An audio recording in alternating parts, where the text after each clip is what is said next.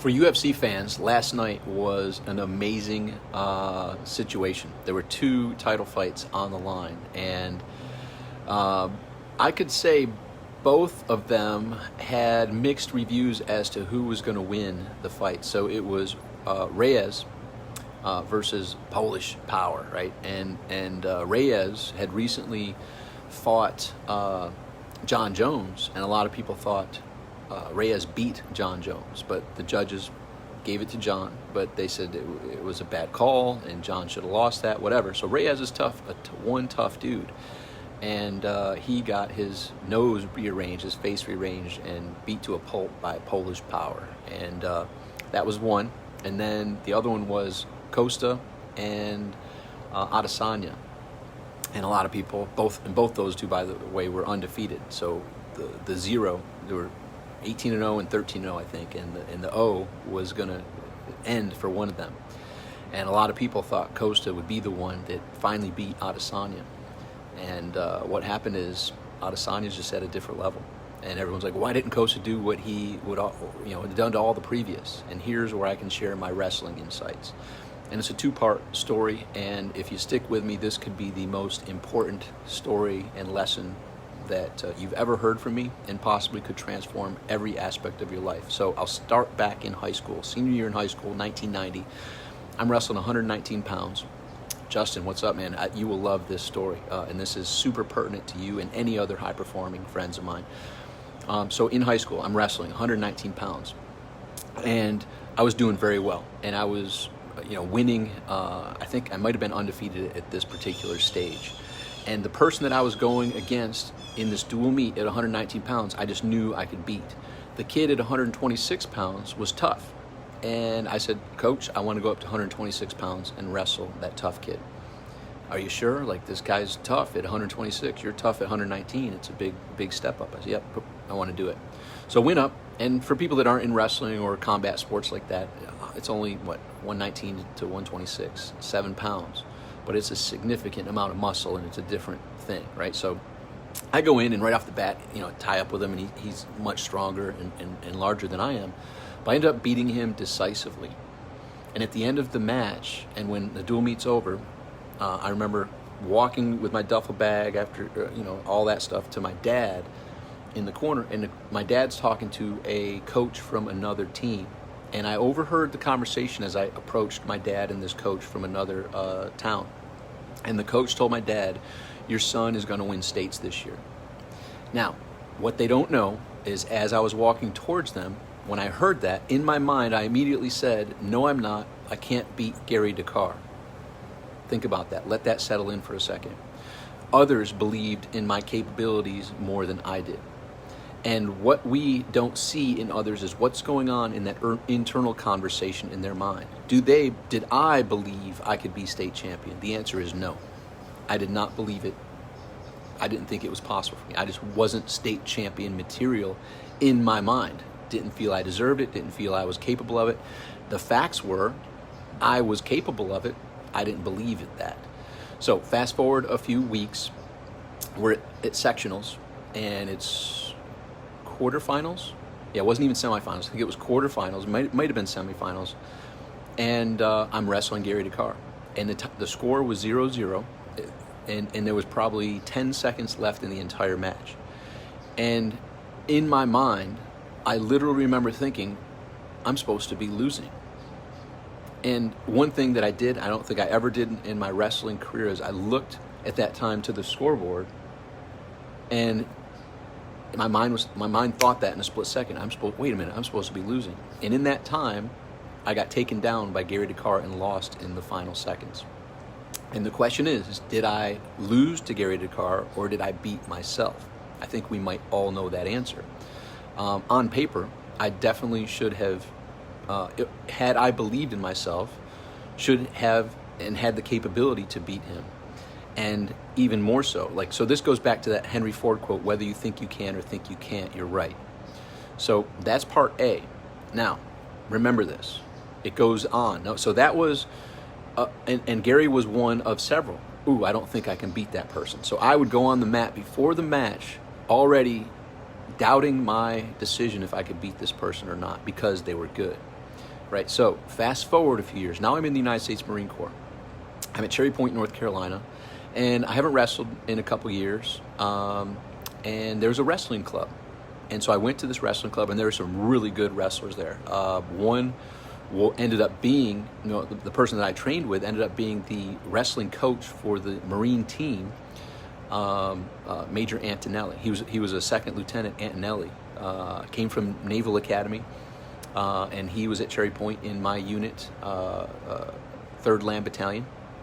And so he was a great wrestler in my weight class, shorter than me, stocky, built like a tank, one of those son of a guns, just jacked, and a great wrestler. So he was my wrestling partner that we practiced with, and there was a couple other wrestlers, and I didn't know the other people. I knew Lieutenant Antonelli, and he was tough, and he helped bring my game up to a whole other level by allowing him to wrestle with me and share with me some different techniques and strategies. It brought my wrestling game to a whole other level.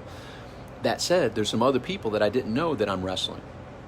And I'm like, dang, these guys are tough. But in my mind, I'm like, I didn't know their story. I didn't know their history, and I beat them. And they're like, man, how many times did you win states? I said, well, I never won states. Like, what? Like, I won states, won states a couple times. Won states like a 4-time state champ. I'm like, whoa. In my mind, hearing that, I was like, holy crap. Like, they were tough, but I still beat them. Now, here's the question, and I think you already know this answer. Had I known their history before wrestling with them, would I have allowed myself to believe that I could beat them? Or would I have beat them similar to how I beat myself before wrestling Gary DeCarr and several others? Had I known their history, I would have, they're pretty tough. Maybe, state champ, I don't know if I can beat them. So here's the epiphany. This is the biggest lesson I could possibly ever share with you. And it's this. I was the same person. I had the same skill sets. I had the same everything except a different belief. In that moment when I heard that they were multiple state champions from different states, and not just one, but several, it hit me like, I can beat state champions. I can hang with the best. And not only hang with them, beat them. So in my mind, same work ethic, same skill, same capabilities, different belief. I now became someone who beats state champions on the regular. Think about that. Let that settle in for you. Let that settle in for your specific niche, your specific position in life that you are in right now. There's competitors, there's peers that you may look up to. But when you dig behind the scenes, and if you look behind my scenes, I guarantee very few practiced the way I practice. Very few put in the work that I put in. The running, the gym, the mat time, the going to the camps, going to 3-week intensive training at Dan Gable's 3-week intensive training camp in Iowa, going to 2 weeks of intensive training camp at Clarion, going to 2 weeks intensive training camp at SUNY Brockport, etc. I did the work. I had the resume. I had the real world experience, but I lacked the belief in myself until being put against people who, had I known their background, would have been, quote unquote, out of my league, but I didn't know their background, and I not only could hang with them, could beat them. So who are the peers, who are the competitors that you're thinking, man, I don't know if I could hang with them? Well, guess what? If you think you can't, you're right. You put the work in, you've put the time, the energy, the effort, you've put the extra mile in that very few people do, and guess what? You've got what it takes. You can not only hang with them, you can show them what's up. You can be the one that's like, when they leave, they're like, dang, I thought I was the crap. I thought I was the shit. They schooled me. They schooled me. So that's a lesson. So same skill set, same resume, different belief. Now I became a state champion beater. Yeah, so Justin, I'm going to read this. Love the story, man. We got this area on our land we're afraid to walk through because we've seen tons of huge spiders. The electrician comes and walks right through that spot. No problem, because he didn't know what we knew. Showed me how silly our fears were. Yes, exactly. And that's one of many. So now you fast forward to other tournaments. I'm this nobody. Like, I didn't have the resume of, state champ or won that tournament. But now I came in and I'm beating people where people in the stands literally were coming out to say, who are you and where did you come from? I haven't seen that person beat in years. One person was a state champ and I beat, and the father was ticked off and came out and wanted to confront me on the mat as well. It was really weird because I didn't care what their history was. I now knew that I beat people that normally don't get beat. And I knew that when they walked off the mat, they'd be scratching their head like, what the heck just happened? How did I lose to this person I never even heard about or knew about? And that's how life goes, right? So that quote, whether you think you can or think you can't, think you can or think you can't, you're right, is so key. And we always have a self-limiting conversation going on in our mind, regardless of what level we are. Now the other story is back when I was at the 3-week intensive with arguably the best wrestler of all time, Dan Gable. We were at his 3-week intensive camp. I say we, my stepbrother, Dan Payne, myself, and a couple other top wrestlers of Section 5 upstate New York at that time. Gable shared his only loss, his last match in college. He was undefeated, 4 years, undefeated. His last match, he lost.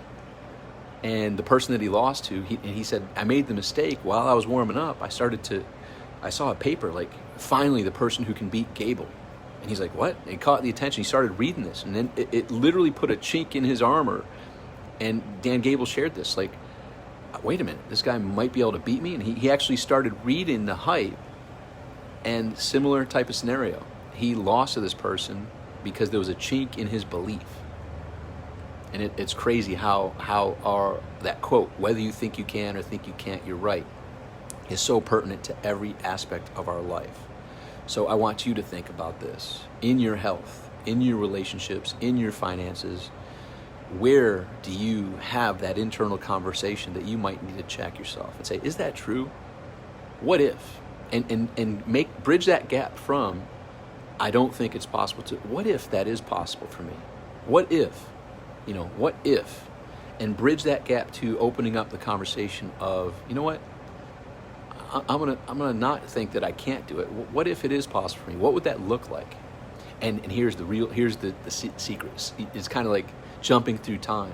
Jump through time to when now it's in your mind, you've already achieved it, and say this. I remember when I beat that tough person. I remember when I accomplished this big task. And how did that feel? Man, that felt so great. I remember when that happened.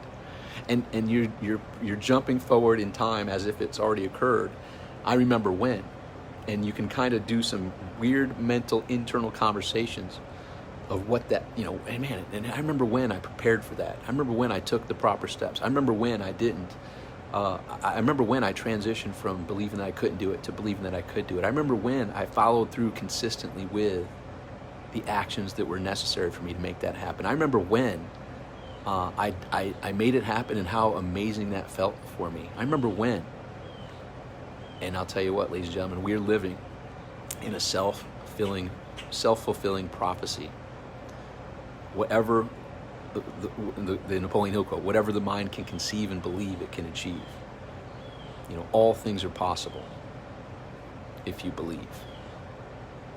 Man, this is deep stuff. I hope this is helpful, and I am super, super thrilled that our paths have crossed in this new digital age. There's amazing things that are happening, and I'll tell you what, focus on what you want. And there's a lot of distractions, and there's a lot of things that basically make anybody who gets sucked into that vortex question humanity, question people's hearts, questions the love that's out there, question the intentions of people, and almost like, what, I give up. Humans are just whatever, like, if you believe the hype.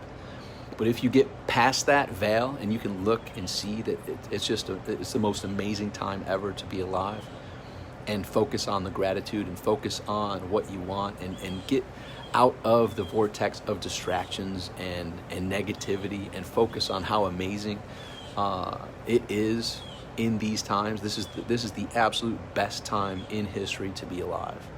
So stick with me for more. There's more to come. I hope this is helpful for you. And circling back to the UFC, I can say this. So you heard those takes. Now here's another take. So a lot of people are saying, why didn't Reyes or why didn't Costa do what they normally do? So going back to the whole story. So Lieutenant Antonelli and I went to the Marine Corps All-Marine Trials in Quantico, Virginia. And Lieutenant Antonelli, he was in a different weight class. I was at 149.5 pounds. Forgot what that equates in kilograms. And so in my weight class, there was an Olympic alternate.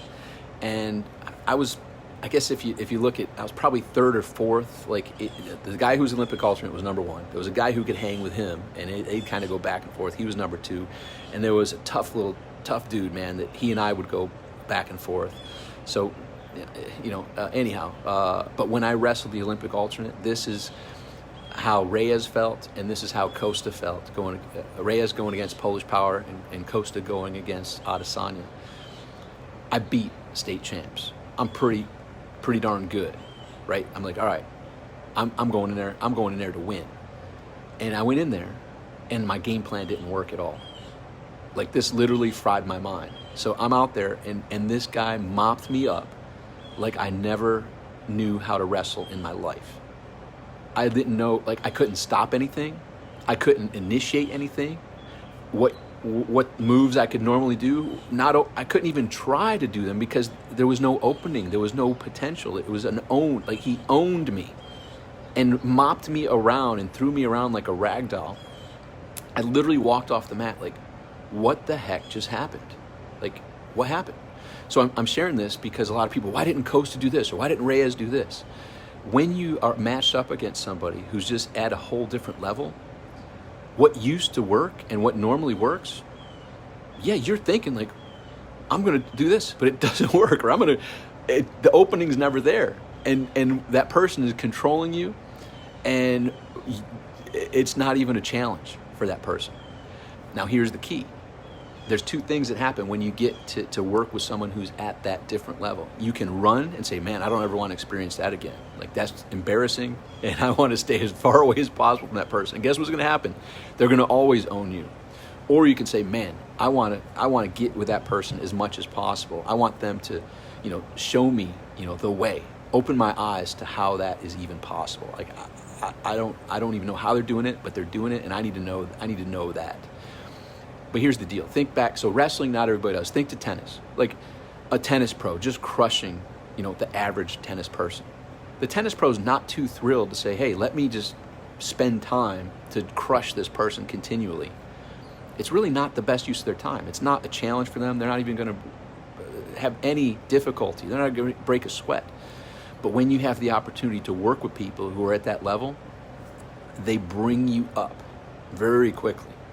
Like, you got to step up because it's embarrassing to get mopped around, right? So you step up at a really amazing level when you're fortunate to work with somebody who is willing to invest that time to help meet you where you are and get you better and better. So I've done that time and time again in wrestling and in bike riding and in the Marine Corps and the various things that we did there, rifle range and physical fitness and all this other stuff.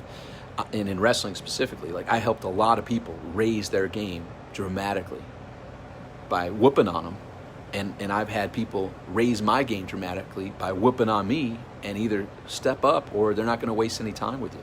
Put the work in, or they're going to get bored of just beating on you.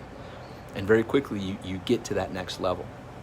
So that's the secret. When you can find somebody who's willing to whoop on you, who's willing to show you the way, and you're willing and committed to do the work, you can bring yourself to that next level very, very quickly. So if Reyes were able to work with that Polish power dude, man, he'd figure out what that guy's game is, and after a few weeks could probably take him.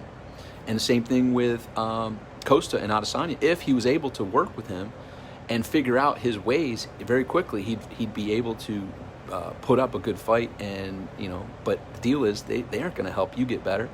They want the next challenge. So when you get that opportunity to work with those people, do it. So I did engage, and trust me, at first, like, man, I felt like a wounded dog. I wanted to go lick my wounds, but then afterwards, like, man, I got to step up my game. I got to figure out a way to not get embarrassed like that again. And so when I engaged the next time, like asking questions and, hey, man, boom, he helped bring my skill to a whole different level. And I remembered actually that I had such, like, I was defending him trying to turn me from a gut wrench, and I fought it so diligently that it ripped my back. Like, I had to go to the medic And years later, when I was in a car accident, they said, hey, did you ever have a back injury? And I reflected back to when I wrestled that Olympic alternate, and my back was just in such pain. And I'm like, wow. And they're like, yeah, I think that was the time that I had some minor fracture in my back from defending his gut wrench so difficult. Like, it was so painful. That's the level you've got to be willing to commit and go for it. But anyhow, that's some lessons that I hope are helpful for you. I do have a new Inner Circle program. It's not about a fancy page. This is for people that know, like, and trust me. Like, it's like literally I'm turning away more people that, look, you're not ready for this. But if you know me, if you've been around what I do, I help take people from where they are to where they want to be in their health, in their relationships, in their finances. And it's a transformational experience. Just like I know I beat state champions, it's not a question of if I can help you, regardless of where your starting point is. I've helped so many people for so many years. That's just what I do, right? So there's no question. So I'm not there to convince people. This isn't a fancy thing. It's like, look, here, I've got this opportunity to work with me at what normally people invest on a monthly basis. You can get for an annual, because it's the first time I've done a group setting like this in a long, long time. And it's my way kind of paying it forward in these unique times. So it's not for everybody. It may not be for you, but you can take a look at it at myplatoon.com. If you're looking for fancy stuff, you're not going to find it there. It's just me, real and raw. And that's what we do in my platoon. In the United States Marine Corps, I was the guide for my platoon halfway through the 3 months of hell called boot camp. And through my leadership as the guide and pulling everyone together as that platoon, we won everything that a platoon could win. The drill, the rifle range, the physical fitness test, the sit down at the desk, educational tests. We won it all, a clean sweep. And I pretty much had the conversation with my platoon members, like, look, at this point, when you mess up, I get punished. If you're giving me your best, I'll happily get punished for as long as they want to punish me. But if I'm getting punished for you slacking, we're going to have some problems. So you'll see the Marine in me in my platoon. Don't allow slackers. So if you're ready to step up, go take a look at my platoon. People normally pay me $3,000, $5,000 plus per month, and you'll see the annual is less than that to join on an annual basis for now. And it's an initial release. I released it on my birthday, 48th birthday, just as my way to pay it forward. And what I found is I got some great things happening. I mean, really amazing things happening right now. But I miss the coaching element. I still have a few clients, but I miss the element. And what I found is the more that I help others, the more it reminds me to stay on path, to be that leader, lead by example, doing what I know is mine to do. So in helping you gain clarity and help you stay on track with doing what you know yours is to do, I step up my game and stay on track doing more of what I know is mine to do. So if you want to go for the best you've got within you, go check out my platoon. I look forward to seeing you in the near future. Till next time, hope this was helpful. As always, make today great.